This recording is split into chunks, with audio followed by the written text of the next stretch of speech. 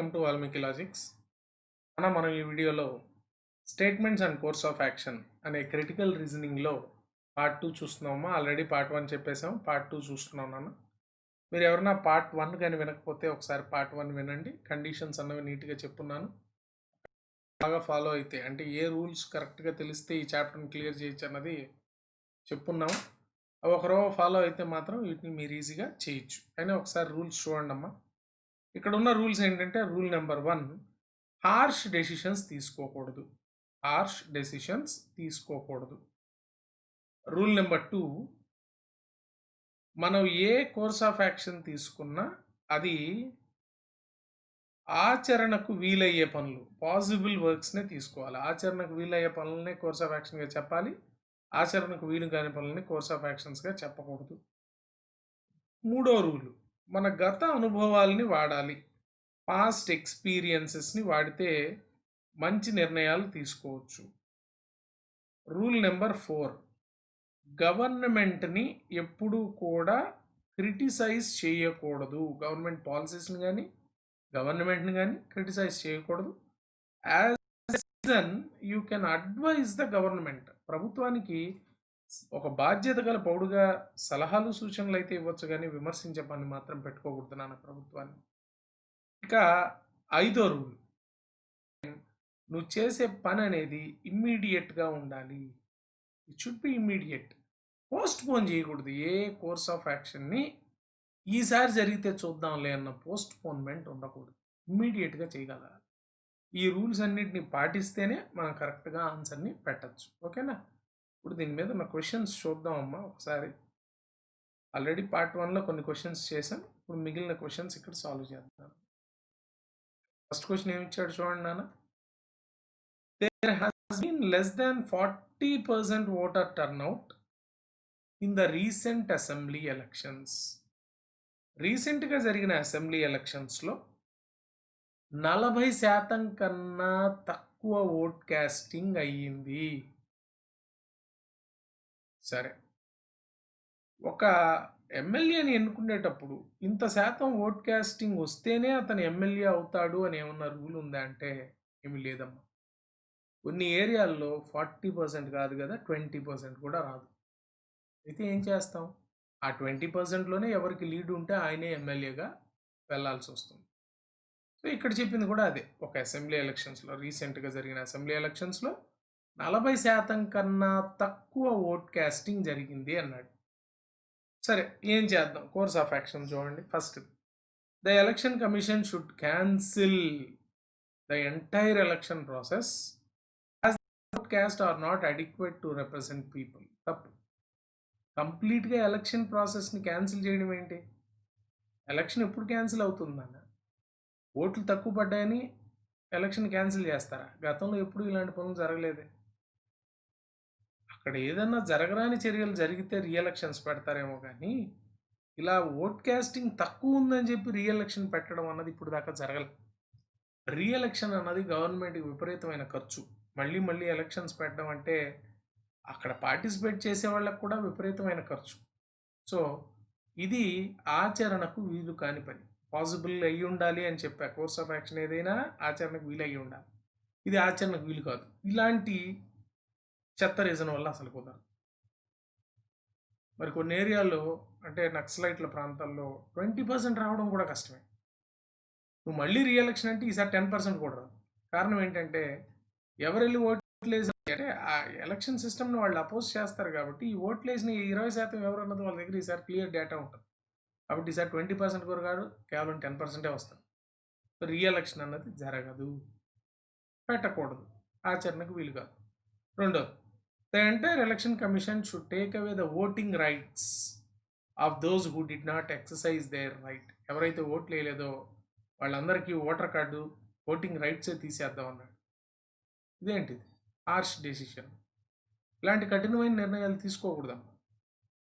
Government జనాల్లో అవగాహన తీసుకురావాలే కానీ ఈ పర్సంటేజ్ని పెంచాలంటే ఇలాంటి కఠినమైన నిర్ణయాలు అంటే చిన్నప్పుడు పిల్లలు గేమ్ ఆడేటప్పుడు నువ్వు ఆటకు రాలేదు కాబట్టి ఇంకా ఆటకు రాని అవసరం లేదని ఏదో ఆడుతూ ఉంటారు తమాషాగా. ఇలాంటి తమాషా నిర్ణయాలు ఇక్కడ తీసుకోకూడదు. మళ్ళీ ఇది కూడా తప్పేనా? ఒకటి, ఇది కఠినమైన నిర్ణయం. ఇది ఆచరణకు వీలు కాదు. 2 తప్పులేగా. అప్పుడు నా ఆన్సర్ ఏమి ఇవ్వాలంటే నెయిదర్ 1 నార్ 2 ఫాలోస్ అని ఇవ్వాల్సి వస్తుంది. రైట్, నెక్స్ట్ క్వశ్చన్ చూద్దాం నాన్న. క్వశ్చన్ని జాగ్రత్తగా చదవండి. క్వశ్చన్ అనలైజ్ ఈజీగా వస్తుంది. రైట్, ఏమన్నాడు? Many medical and engineering graduates are taking up jobs in administrative services and in banks. చాలా మంది పిల్లలు మెడిసిన్ చదువుతున్నారు, ఇంజనీరింగ్ చదువుతున్నారు, కానీ ఉద్యోగాలు ఎక్కడ చేస్తున్నారు?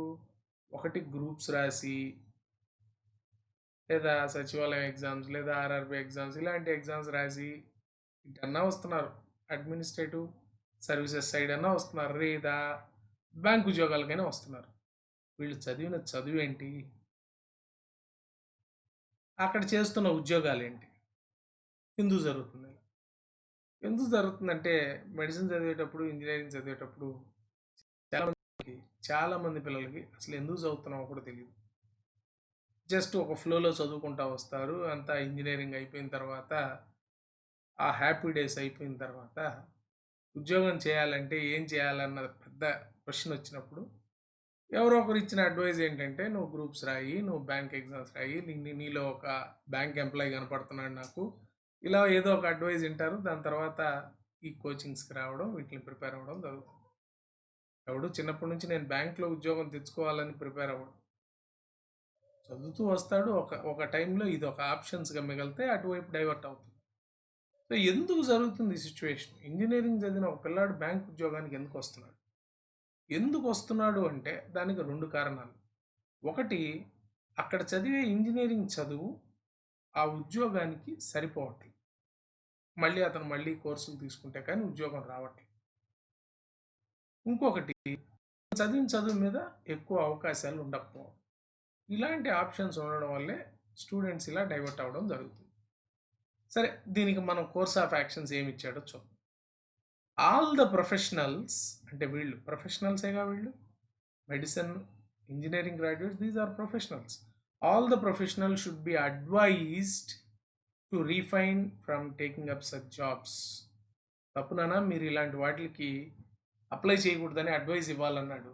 నో, ఇది ఆచరణకు వీలు కాదు. It is impossible. Possible manner అయి ఉండాలి కదా. ఏదైనా కోర్స్ ఆఫ్ యాక్షన్ చెప్తే ఆచరణకు వీలుగా ఉండాలి. ఇది ఆచరణకు వీలు కాదు. ఎందుకంటే వాళ్ళ ఫీల్డ్లో ఉద్యోగాలు ఉంటే నువ్వు చెప్పాల్సిన అవసరం లేదు. అక్కడ ఉద్యోగాలు లేక ఇబ్బందులు పడుతూ ఈ ఎగ్జామ్స్ రాసి, ఈ ఎగ్జామ్స్లో కూడా ఎన్నో ఇబ్బందులు పడి ఉద్యోగం తెచ్చుకుంటే, కరెక్ట్గా నువ్వు ఉద్యోగం తెచ్చుకున్నాక తప్పమ్మా మీరు ఈ ఎగ్జామ్స్ రాయకూడదని ఒక సలహా ఇస్తే మండుతుంది. సో ఇట్లాంటి అడ్వైజులు ఇవ్వకూడదు, నన్ను ఆచరణకు వీలు కావమ్మా. ఓకేనా? సో ఇది ఫస్ట్ది తప్పు.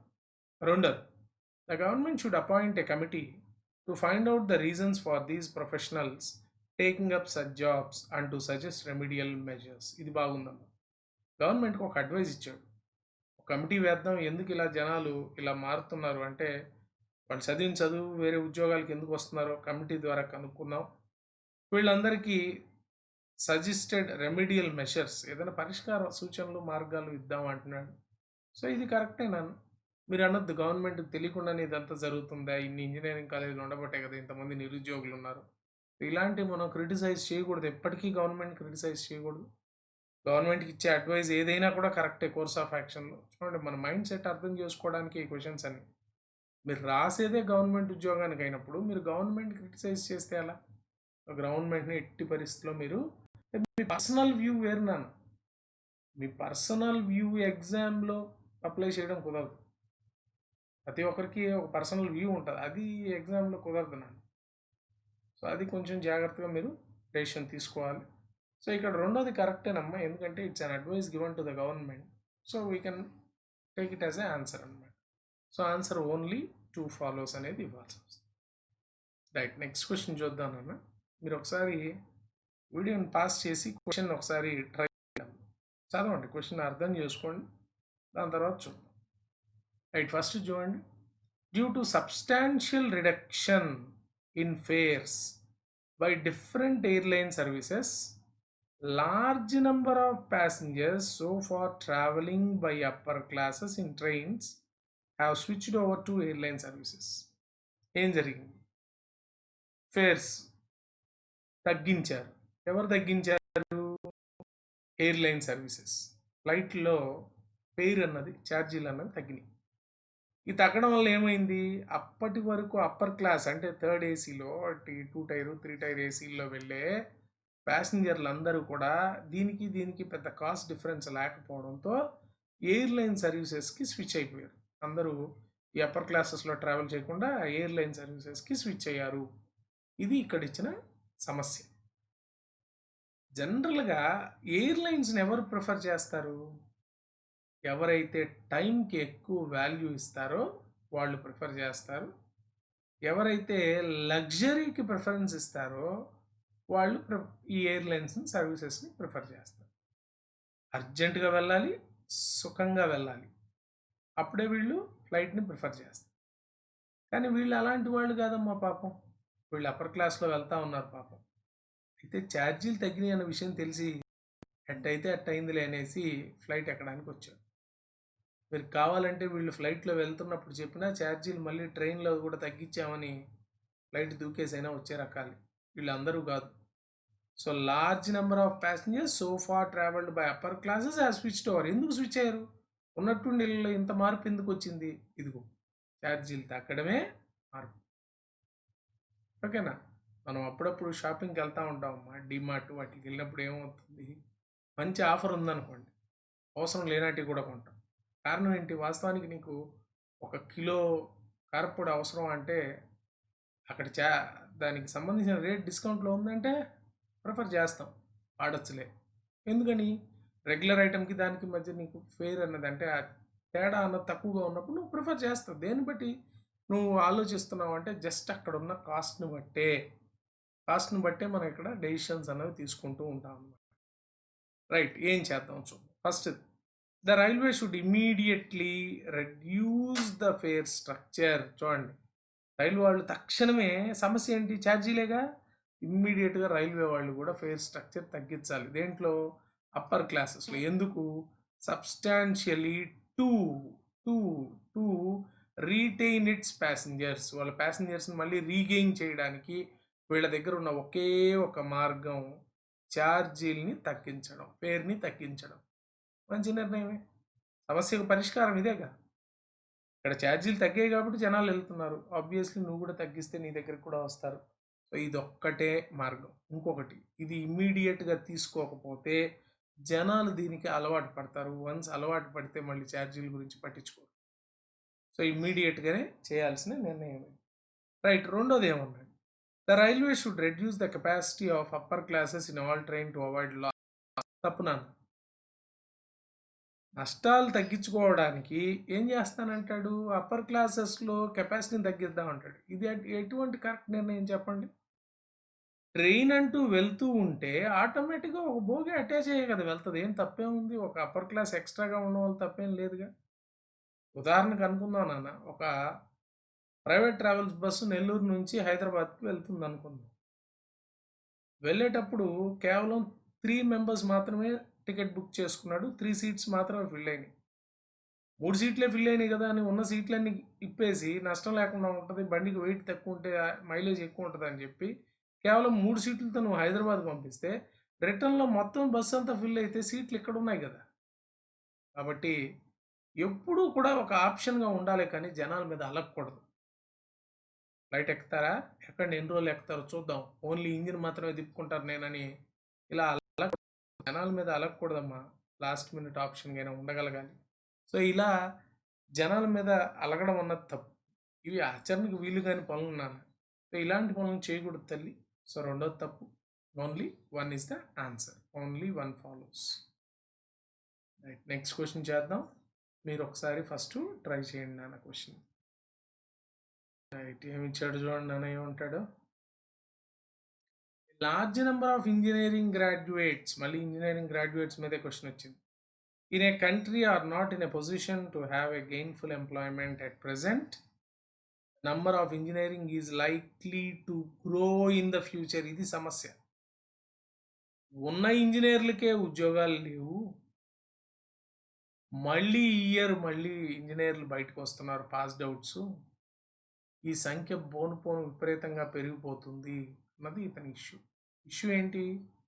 Large engineering graduates in the country are not in a position to have gainful employment.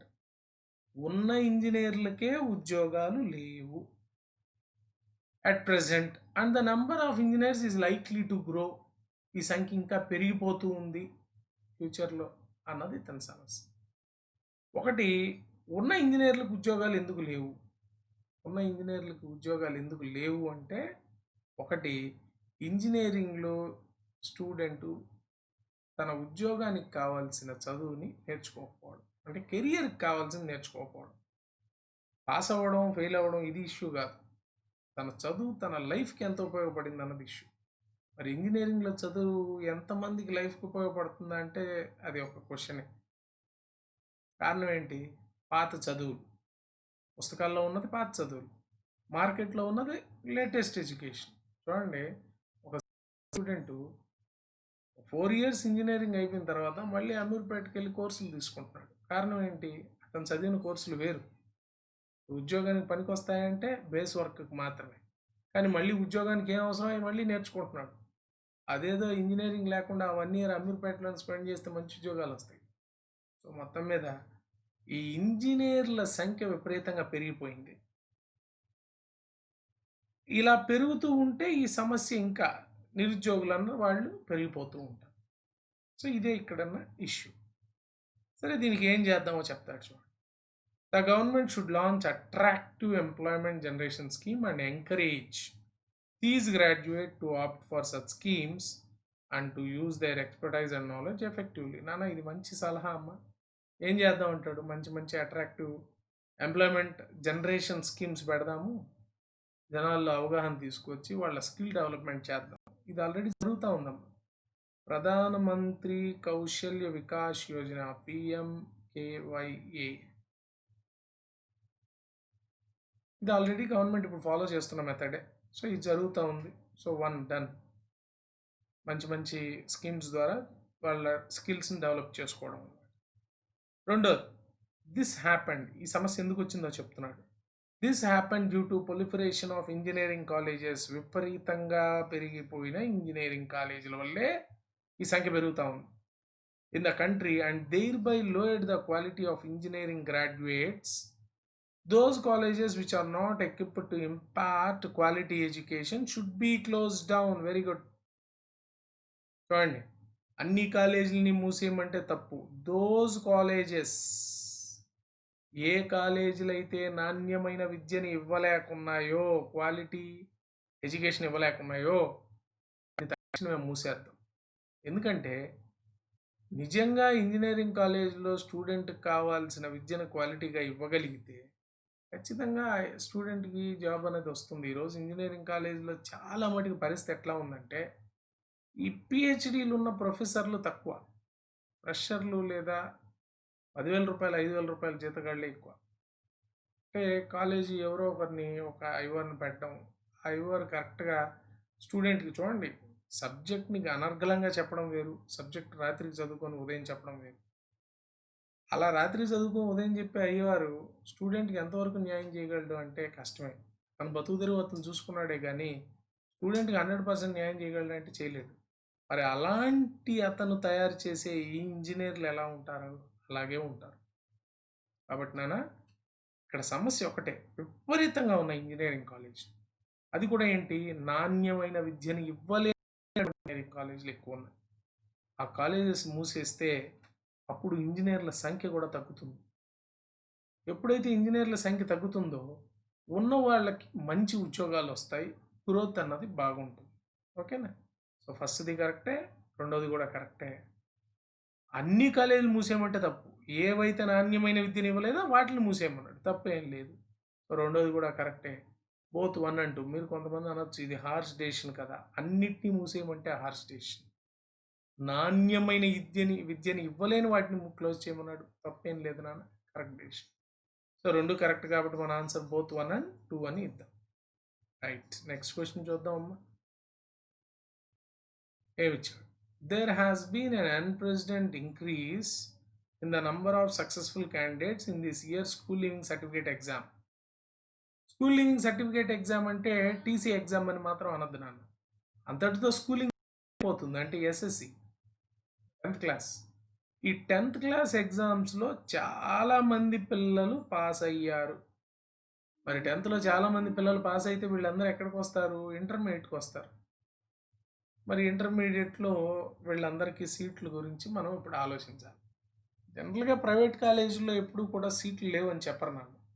ఎప్పుడు కూడా సీట్లు ఖాళీగానే ఉన్నాయని చెప్తారు. 1 లేదా 2 సీట్లు మాత్రమే ఉన్నాయి, తొందరపడాలి, లేదంటే అవి అయిపోతాయని ఇంకా ఎగ్జైట్మెంట్కి గురి చేస్తూ ఉంటారు. కానీ గవర్నమెంట్ కాలేజీలో అట్లా ఉండదు. ఫిక్స్డ్ నెంబర్ ఆఫ్ సీట్స్ ఉంటాయి. సో అక్కడ ఎక్కువ మంది పిల్లలు పాస్ అయ్యారు కాబట్టి అక్కడ కొన్ని మార్పులు చేసుకోవాల్సి వస్తుంది. రైట్, ఏం చేయాలో చూద్దాం. పిల్లలు ఎక్కువ మంది పాస్ అయ్యారు, గవర్నమెంట్ కాలేజెస్ గురించి ఇష్యూ ఇక్కడ జరుగుతాం. The government should make arrangements దేనికి? To increase number of seats in intermediate courses in the existing colleges. మంచి మాటేగా, ఎక్కువ మంది పిల్లలు పాస్ అయ్యారుగా, ఉన్న కాలేజీల్లోనే సీట్ల సంఖ్యను పెంచుతాము అన్నాడు.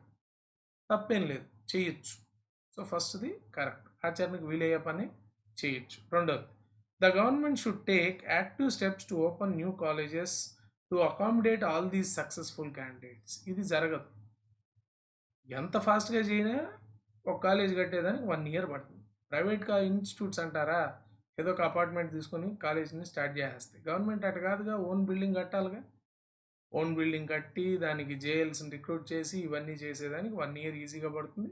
అలాగే వీళ్ళు ఇంటర్మీడియట్ 2nd ఇయర్ కూడా వచ్చేస్తారు. ఇది ఆచరణకు వీలు కాని పని. రెండోది వద్దు. ఫస్ట్ది ఓకే నాన్న. సో ఆన్సర్ ఏమిద్దామంటే ఓన్లీ 1 అని ఇద్దాం. ఇవి కోర్స్ ఆఫ్ యాక్షన్ అనే చాప్టర్ నాన్న. ఈ వీడియో కనుక మీకు నచ్చినట్లయితే లైక్ చేయండి, మీ ఫ్రెండ్స్ అందరికీ షేర్ చేయండి. వాల్మీకి లాజిక్స్ని తప్పకుండా సబ్స్క్రైబ్ చేసుకోండి నాన్న. Thank you.